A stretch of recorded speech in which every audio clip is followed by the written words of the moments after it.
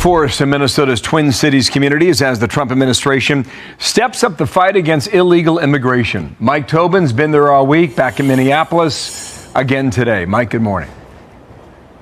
Good morning, Bill. Operation Metro Surge is in full swing. Hundreds have been taken off the street. Now, Minneapolis has been a sanctuary city since 2003.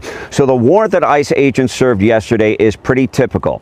You've got a guy who they say entered the U.S. illegally in 2023, came to the Twin Cities, broke the law, and was jailed, but released. And because he was out on the street, other illegals were swept up.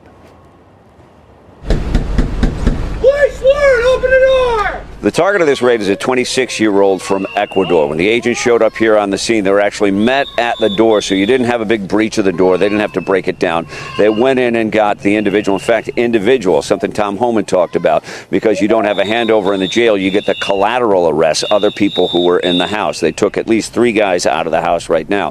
The individual they were after entered illegally in 2023. He was released. They found him here in East Minneapolis, slumped over a car, intoxicated in some way, shape, or form. And the arresting officer, he got into a fight with him. He attempted to choke him out, and he attempted to get his weapon. This is an individual who was then booked into Minneapolis PD, but before they could get all the paperwork done for an ICE detainer, he was released on the street. So now, instead of a handover in the jail or in a courtroom, you have a big tactical operation in the neighborhood.